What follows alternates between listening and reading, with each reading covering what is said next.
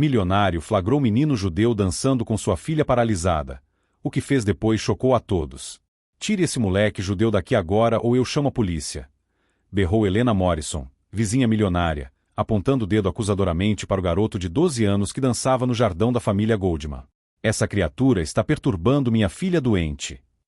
David Goldman, empresário de 45 anos e dono de uma das maiores construtoras da cidade, parou no meio do caminho ao ouvir os gritos vindos de sua propriedade. Pela janela da mansão vizinha, podia ver Helena filmando tudo com o celular, claramente preparando algum tipo de denúncia.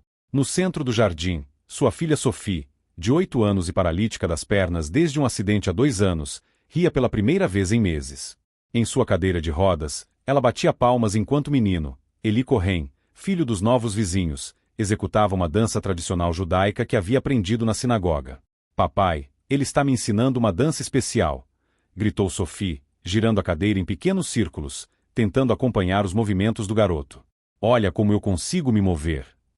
Helena Morrison não estava nem um pouco interessada na alegria da menina. David, controle essa situação. Meus convidados do clube de tênis chegam em 1 hora e não vou tolerar esse espetáculo na minha vizinhança. A mulher de 52 anos, ex-presidente da Associação de Moradores e conhecida por suas opiniões firmes sobre quem deveria morar em bairros decentes, havia se mudado para o condomínio há 3 anos. Desde então, fazia questão de documentar cada irregularidade que pudesse encontrar, especialmente quando envolvia as famílias que não se encaixavam em seu padrão de vizinhança ideal. David observou a cena por mais alguns segundos. Sophie não sorria assim desde antes do acidente. Eli, percebendo a tensão, parou de dançar e baixou a cabeça, claramente acostumado com esse tipo de reação. Desculpe, Sr. Goldman, murmurou o menino. Eu só queria fazer sua filha sorrir. Na sinagoga, eles ensinam que alegrar o coração de alguém é uma mitzvah. Uma mitzvah. Helena praticamente cuspiu as palavras. Não quero suas tradições esquisitas perto da minha propriedade. David, você vai permitir que influenciem sua filha com essa cultura?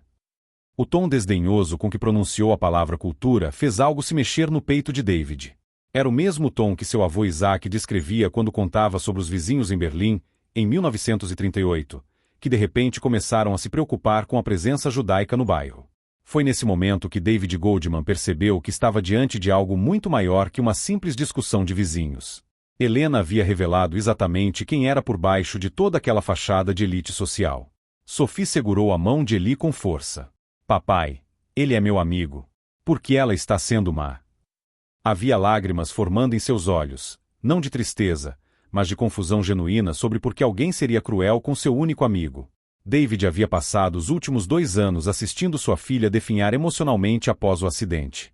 Médicos, terapeutas, psicólogos, nada havia conseguido trazer de volta a centelha em seus olhos. Até aquele momento. Até Eli aparecer com sua dança simples e seu coração puro. E outra coisa, Helena continuou, agora apontando diretamente para Sophie, essa menina precisa entender que existem lugares apropriados para certas atividades. Não vou ter minha propriedade desvalorizada por esse tipo de comportamento. O silêncio que se seguiu foi quebrado apenas pelo som da filmagem de Helena, que claramente documentava tudo para usar como evidência mais tarde. David observou os olhos de Eli. Havia uma resignação ali que nenhuma criança de 12 anos deveria carregar. Mamãe sempre diz que algumas pessoas não gostam de nós, Eli sussurrou para Sophie, tentando consolar a amiga mesmo estando claramente machucado. Mas não é culpa nossa. É só assim. Algo na expressão do empresário mudou. Uma calma perigosa tomou conta de seu rosto enquanto caminhava lentamente em direção à cerca que separava as propriedades. Sua postura ereta e passos medidos lembravam menos um homem de negócios e mais um general se preparando para uma batalha que havia esperado a vida toda para lutar. Helena, disse ele, sua voz baixa mas carregada de uma autoridade que fez a vizinha parar de filmar por um segundo. Acho que você não entende a situação. Na verdade, quem não entendia a situação era Helena Morrison. Ela não fazia ideia de que David Goldman não era apenas um empresário bem-sucedido, ele era alguém que havia crescido ouvindo histórias de seu avô sobre campos de concentração. Alguém que reconhecia perfeitamente o tom e as palavras que acabará de ouvir. E principalmente, ela não sabia que estava lidando com um homem que havia prometido a si mesmo que nunca permitiria que esse tipo de ódio tocasse sua família novamente. Um homem que havia construído um império não apenas por ambição, mas como um escudo contra exatamente esse tipo de ignorância. O que Helena também não sabia era que David Goldman tinha recursos, conexões e uma paciência estratégica que havia sido forjada por gerações de sobreviventes. E que, pela primeira vez em anos, alguém havia dado a ele uma razão para usar tudo isso. Se você está gostando dessa história de como o preconceito pode despertar uma força que estava apenas dormindo, não se esqueça de se inscrever no canal para descobrir como um pai decidido pode transformar a injustiça em uma lição que uma vizinha racista jamais esqueceria. Helena, disse ele, sua voz baixa mas carregada de uma autoridade que fez a vizinha parar de filmar por um segundo. Acho que você não entende a situação. Oh, eu entendo perfeitamente. Helena riu, um som áspero e desagradável. Entendo que vocês, pessoas como vocês, acham que podem se mudar para bairros decentes e trazer suas tradições para cá. Ela praticamente cuspiu a palavra tradições como se fosse algo nauseante. David observou em silêncio enquanto Helena continuava seu discurso venenoso, cada palavra revelando camadas mais profundas de seu preconceito. Sophie havia parado de sorrir e agora olhava confusa entre os adultos, sua pequena mão ainda segurando a de Eli. Minha filha está se recuperando de um acidente, David disse calmamente. Eli é a primeira pessoa em 2 anos que conseguiu fazê-la sorrir. Pensei que isso seria algo que qualquer vizinho civilizado celebraria. Helena soltou uma gargalhada cruel. Civilizado? David, você precisa entender que este condomínio tem certas expectativas. Não podemos ter crianças fazendo rituais estranhos nos jardins. O que os outros moradores vão pensar? Rituais estranhos. David repetiu, sua voz perigosamente baixa. Você está se referindo a uma criança de 12 anos dançando para fazer minha filha sorrir? Não se faça de inocente, Helena retrucou, agora filmando novamente. Vocês sabem exatamente o que estão fazendo. Primeiro se mudam para cá, depois começam com essas demonstrações públicas de diferença. É uma estratégia, não é? Para normalizar coisas que não pertencem a este lugar. David sentiu algo gelado percorrer sua espinha. Não eram apenas as palavras de Helena. Era o tom, a postura, a convicção absoluta de que estava certa.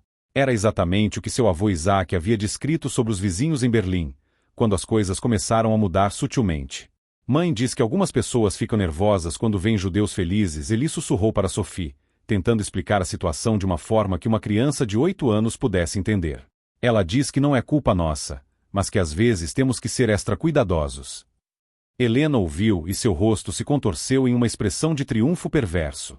Viu só? Eles até ensinam as crianças a se vitimizar.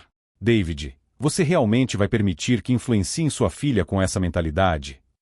Foi nesse momento que David Goldman percebeu que não estava lidando apenas com uma vizinha difícil. Helena Morrison era algo muito mais perigoso, alguém que havia encontrado uma maneira socialmente aceitável de expressar ódio antigo, disfarçando preconceito de preocupação com o bairro. Papai, Sophie disse baixinho, por que ela está sendo má com Eli? Ele só queria me fazer feliz. Helena ouviu e imediatamente apontou a câmera para Sophie. Veja, já estão doutrinando a criança. David, sua filha está sendo manipulada emocionalmente por essas pessoas e você não consegue ver. David deu um passo à frente, sua presença intimidante fazendo Helena recuar ligeiramente. Tire essa câmera da minha filha, agora. Não vou fazer nada disso, Helena respondeu, mas David notou que sua voz havia perdido um pouco da arrogância. Estou documentando o comportamento inadequado em propriedade privada. Tenho todo o direito. Comportamento inadequado? David repetiu, sua voz carregada de uma ironia perigosa. Uma criança dançando para fazer minha filha paralítica sorrir é comportamento inadequado? Não venha com essa, Helena rosnou. Você sabe muito bem que não é sobre dança. É sobre, bem, você sabe sobre o que é. David sabia exatamente sobre o que era. E sabia que Helena estava prestes a descobrir que havia escolhido o alvo errado para seu ódio disfarçado de preocupação cívica. Naquela noite, depois que Sophie havia adormecido e Eli havia voltado para casa, David ficou em seu escritório até tarde. As paredes eram cobertas de diplomas, certificados e fotos de projetos de construção que haviam transformado bairros inteiros. Mas sua atenção estava focada em uma foto emoldurada na mesa. Seu avô Isaac, sobrevivente de Bergen-Belsen, segurando um bebê David no colo. Nunca mais Isaac havia sussurrado no ouvido de David quando era criança. Nunca mais permitiremos que nos façam de vítimas em silêncio. David abriu seu laptop e começou a digitar. Primeiro, pesquisou o histórico completo de Helena Morrison. Descobriu rapidamente que ela havia se mudado para o condomínio depois de ser forçada a vender sua casa anterior devido a uma ação judicial por discriminação contra inquilinos negros. Em seguida, encontrou suas postagens em redes sociais, anos de comentários codificados sobre preservar a qualidade do bairro e manter certas pessoas em seus lugares apropriados. Mas o que realmente chamou sua atenção foi uma série de posts recentes sobre como certas famílias estavam invadindo espaços tradicionalmente reservados para pessoas de boa família. Helena havia sido cuidadosa com as palavras, mas o padrão era inconfundível. David sorriu pela primeira vez em horas. Helena Morrison havia cometido o erro clássico de todos os preconceituosos. Ela assumiu que sua vítima seria passiva. Ela não fazia ideia de que David Goldman não era apenas um empresário bem-sucedido, mas alguém que havia construído seu império especificamente para nunca mais ter que aceitar esse tipo de tratamento. Cada novo comentário maldoso que Helena fazia apenas fortalecia algo dentro dele que ela não conseguia ver, uma determinação forjada por gerações de sobreviventes que haviam prometido nunca mais permitir que o ódio vencesse sem luta. O que aquela mulher privilegiada não sabia era que cada ato de desprezo estava selando seu próprio destino, e que David Goldman tinha recursos, paciência e conexões que ela jamais poderia imaginar. Cada novo comentário maldoso que Helena fazia apenas fortalecia algo dentro dele que ela não conseguia ver, uma determinação forjada por gerações de sobreviventes que haviam prometido nunca mais permitir que o ódio vencesse sem luta. O que aquela mulher privilegiada não sabia era que cada ato de desprezo estava selando seu próprio destino, e que David Goldman tinha recursos, paciência e conexões que ela jamais poderia imaginar. Na manhã seguinte, Helena Morrison não perdeu tempo. Às 7 horas da manhã, ela já estava postando no grupo de WhatsApp do condomínio: "Pessoal, preciso falar sobre um comportamento inadequado que presenciei ontem. Certas famílias estão permitindo atividades estranhas nos jardins. Não podemos aceitar isso em nossa comunidade." Em menos de 1 hora, as respostas começaram a chegar. A maioria dos vizinhos, conhecendo a personalidade de Helena, respondeu com emojis polidos ou simplesmente ignorou. Mas alguns morderam a isca. "Que tipo de atividades, Helena?" perguntou Margaret Walsh, outra moradora conhecida por suas opiniões fortes sobre padrões do bairro. "Rituais religiosos no jardim, em pleno dia, com crianças participando." Helena digitou rapidamente. "David Goldman permite que influenciem sua filha deficiente com essas tradições. Não vou entrar em detalhes aqui, mas vocês entendem." David leu cada mensagem com interesse crescente. Helena estava documentando seu próprio preconceito em texto, criando evidências que ela nem percebia. Cada emoji de concordo que recebia de alguns vizinhos era mais munição. "Papai, Sophie chamou da janela. Ele pode vir brincar hoje?" "Claro, querida", David respondeu, sua voz carregada de uma calma que contrastava com a tempestade que se formava em sua mente. "Mas hoje papai vai ficar no jardim também." Às 10 horas, David fez uma ligação. "Marcus, preciso de você aqui. Hoje." Marcus Shen era mais que um advogado. Era o tipo de profissional que empresários bem-sucedidos mantinham em descagem rápida para situações delicadas. Especialista em direitos civis e discriminação, Marcus havia construído uma carreira destruindo pessoas que pensavam estar acima da lei. Discriminação religiosa em condomínio residencial? Marcus repetiu, sua voz já demonstrando interesse profissional. "David, você tem ideia do tamanho do buraco que essa mulher está cavando para si mesma?" "Estou começando a ter", David respondeu. "Mas quero ter certeza de que quando agirmos, será definitivo."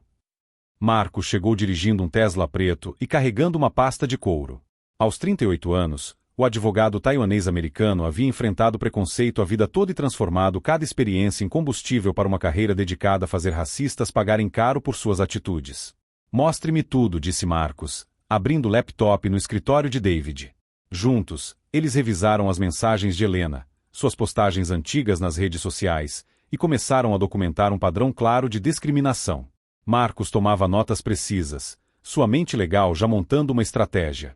"David, isso não é apenas sobre você e sua família", Marcus explicou. "Helena Morrison representa algo maior. Ela é o tipo de pessoa que usa sua posição privilegiada para intimidar qualquer um que não se encaixe em sua visão de mundo." Às 2 horas da tarde, quando Eli chegou para brincar com Sophie, Helena estava gravando novamente. Do quintal dela, filmava cada movimento, cada risada, cada momento de alegria entre as crianças. Mas desta vez, David estava pronto. Marcos, ele chamou baixinho. Ela está filmando. O advogado se posicionou discretamente atrás da janela e começou a documentar Helena documentando as crianças. Filmagem não autorizada de menores em propriedade privada, murmurou, fazendo anotações. Helena, percebendo que tinha uma audiência maior, decidiu escalar a situação. David. Ela gritou por cima da cerca. Essa situação já passou dos limites. Ou você para com isso ou eu vou tomar providências. David caminhou calmamente até a cerca, com Marcos logo atrás. Que tipo de providências, Helena? Já documentei tudo. Vou reportar vocês para a administração do condomínio, para a associação de moradores, e, se necessário, para as autoridades competentes. Marcos deu um passo à frente, apresentando-se com um sorriso que não chegava aos olhos. Sou Marcos Shen, advogado especializado em direitos civis.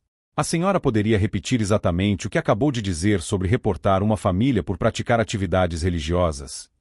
Helena empalideceu ligeiramente, mas sua arrogância superou sua cautela. Não me importa quem você é. Este bairro tem padrões. Que padrões específicos uma família judaica estaria violando? Marcos perguntou, sua voz cortante. Não é sobre religião. É sobre comportamento adequado. Rituais barulhentos, influência inadequada sobre uma criança vulnerável. Marcos sorriu, o tipo de sorriso que precedem vitórias devastadoras. Senhora Morrison, a senhora acabou de admitir, na frente de testemunhas, que considera práticas religiosas judaicas como rituais inadequados. Gostaria de esclarecer? Helena percebeu que havia caído em uma armadilha, mas seu orgulho era maior que sua prudência. Não vou me retratar. Tenho direito às minhas opiniões e não vou ser intimidada por vocês. David observou Marcos fazer mais anotações, transformando uma discussão de vizinhos em um caso sólido de discriminação documentada. Naquela noite, depois que Sophie dormiu, David e Marcos revisaram todo o material coletado. Horas de gravações, dezenas de mensagens discriminatórias, testemunhas, e agora, admissões gravadas de preconceito religioso.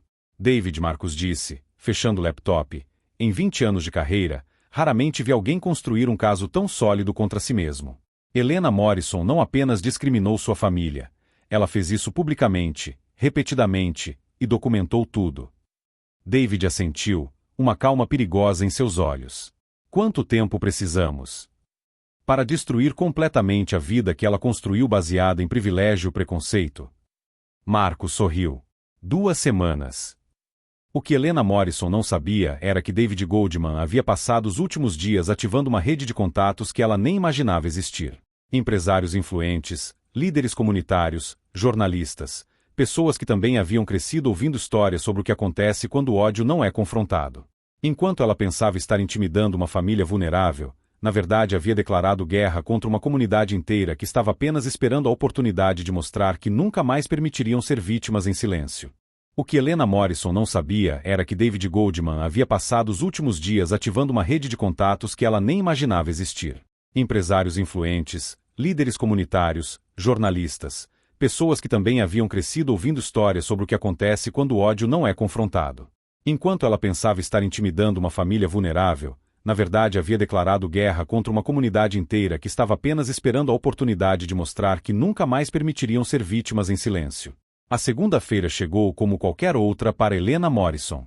Ela tomou seu café gourmet, verificou suas redes sociais e se preparou para mais um dia de vigilância comunitária.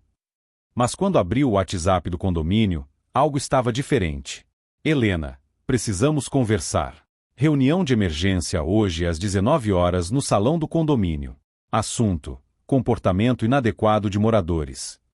A mensagem era assinada por David Goldman, mas enviada pela administração oficial. Helena sorriu. Finalmente alguém havia tomado uma atitude sobre aquela situação judaica.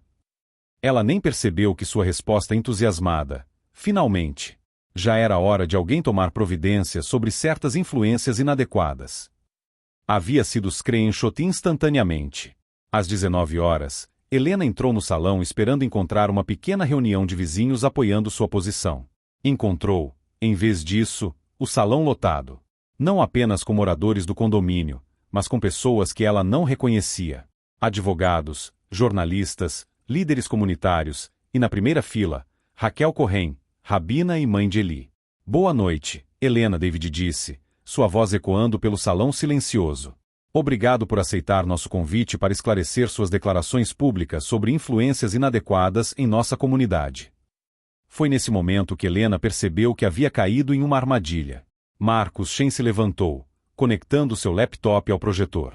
Antes de começarmos, gostaria de mostrar algumas evidências que foram coletadas nos últimos dias. A primeira imagem que apareceu na tela foi o print do WhatsApp de Helena, rituais religiosos no jardim, em pleno dia. David Goldman permite que influenciem sua filha deficiente com essas tradições. Um murmúrio percorreu o salão. Helena tentou interromper. Isso está fora de contexto. Eu só estava preocupada com padrões do bairro.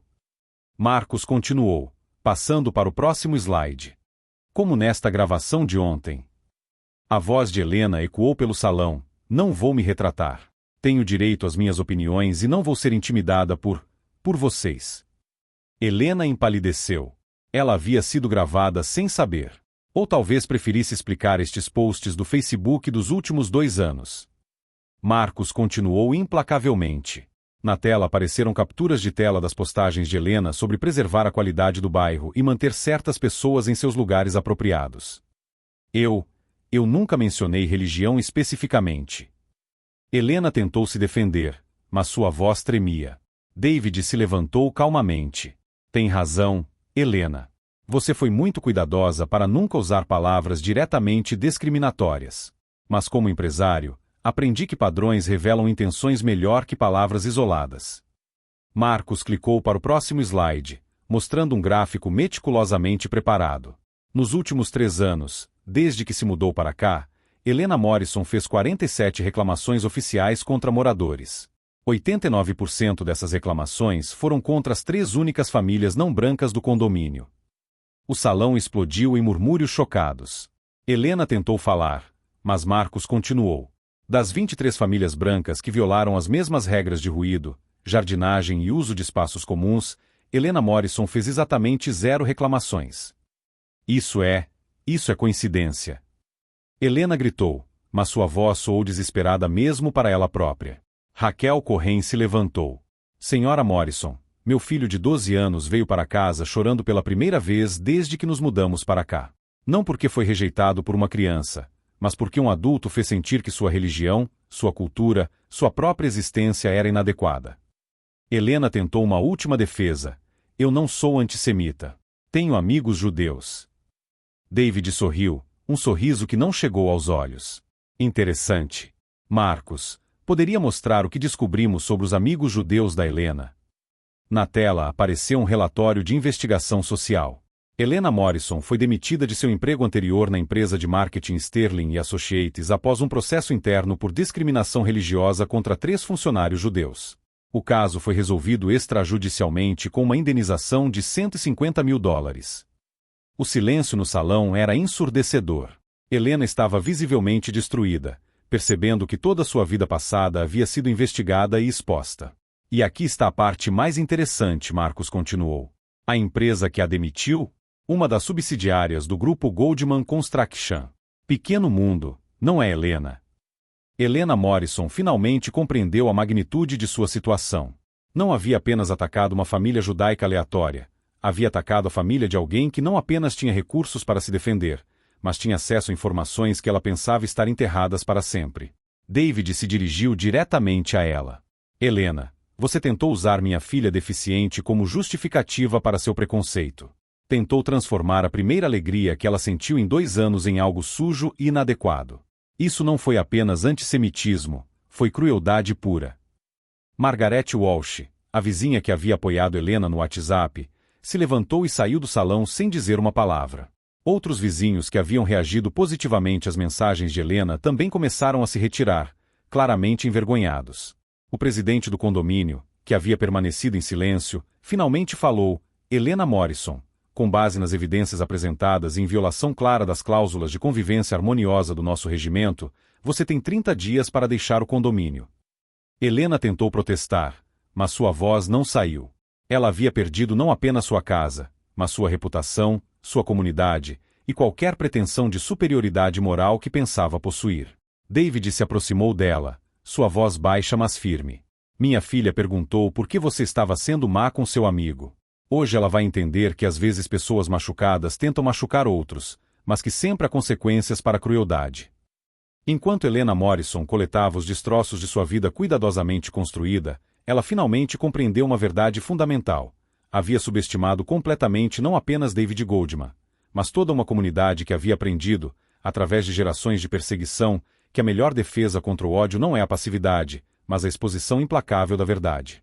E naquele momento, enquanto caminhava pelo salão em direção à porta, cercada pelos olhares de condenação de pessoas que antes a respeitavam, Helena descobriu que algumas batalhas não são vencidas por quem grita mais alto, mas por quem documenta melhor.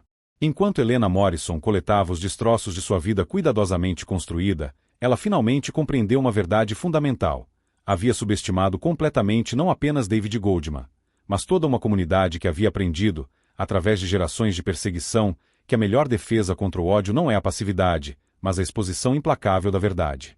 E naquele momento, enquanto caminhava pelo salão em direção à porta, cercada pelos olhares de condenação de pessoas que antes a respeitavam, Helena descobriu que algumas batalhas não são vencidas por quem grita mais alto, mas por quem documenta melhor. 6 meses depois, o contraste não poderia ser mais evidente. David Goldman estava em seu escritório, assinando o contrato para o maior projeto de sua carreira, a construção de um centro comunitário multicultural que seria financiado por uma coalizão de empresários judeus, muçulmanos, cristãos e empresários de diversas etnias que haviam sido inspirados por sua história. O projeto empregaria mais de 200 pessoas e incluiria uma ala especial para a terapia de crianças com deficiências. Papai, olha o que consegui fazer. Sophie entrou correndo, literalmente correndo, no escritório.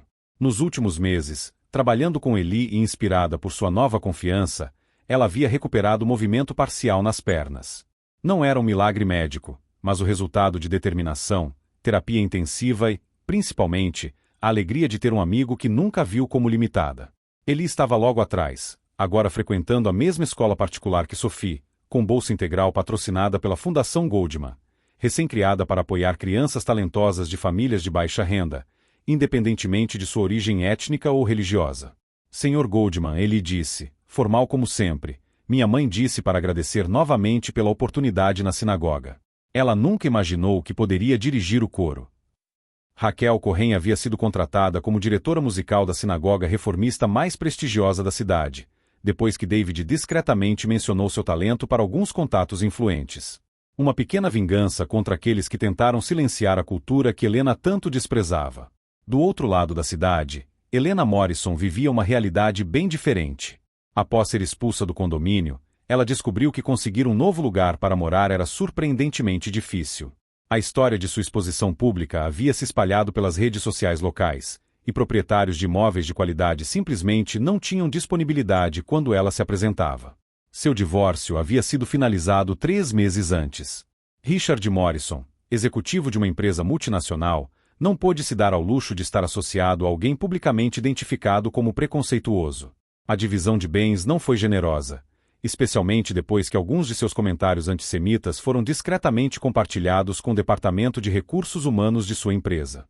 Helena agora vivia em um apartamento pequeno no subúrbio, trabalhando como consultora freelancer de marketing para pequenos negócios, uma queda considerável de sua antiga posição em uma agência prestigiosa. Suas antigas amigas do clube de tênis haviam gradualmente parado de responder suas mensagens. O mais irônico era que ela havia se tornado exatamente aquilo que sempre desprezou, uma pessoa lutando para manter relevância social, vista com suspeita por vizinhos que conheciam sua história. Na festa de inauguração do centro comunitário, David foi convidado para falar. Centenas de pessoas estavam presentes, empresários, políticos, líderes religiosos de diversas comunidades, famílias que se beneficiariam dos programas. Há 1 ano, David começou. Minha filha ria pela primeira vez desde seu acidente, graças à bondade de um menino de 12 anos que só queria fazê-la sorrir. Uma vizinha decidiu que aquela alegria era inadequada para nosso bairro. A plateia escutava em silêncio respeitoso. Ela não sabia que estava me dando um presente. Sua intolerância me lembrou de algo que meu avô sempre dizia: a melhor resposta ao ódio não é mais ódio, é construir algo tão belo que torna a escuridão irrelevante. Sophie e Eli estavam na primeira fila, usando as camisetas oficiais do centro. Sophie em sua cadeira de rodas decorada com adesivos coloridos, Eli ao lado segurando a mão da amiga. Duas crianças que haviam se tornado símbolos involuntários de como a amizade genuína supera qualquer preconceito. Este centro, David continuou, não existe apesar do preconceito que enfrentamos. Existe por causa dele. Cada ato de intolerância que tentou nos diminuir apenas fortaleceu nossa determinação de construir algo maior. Marcus Shen, agora advogado oficial da Fundação, aplaudia na plateia. Ele havia usado o caso de Helena como precedente em outros 3 casos de discriminação, ganhando todos. David concluiu, Helena Morrison tentou nos ensinar que certas pessoas não pertencem a certos lugares. Em vez disso, nos ensinou que pessoas como ela não pertencem em lugar nenhum onde a dignidade humana seja valorizada. A ovação foi longa e sentida. Mas o momento mais tocante veio depois, quando um repórter perguntou a Sophie como ela se sentia.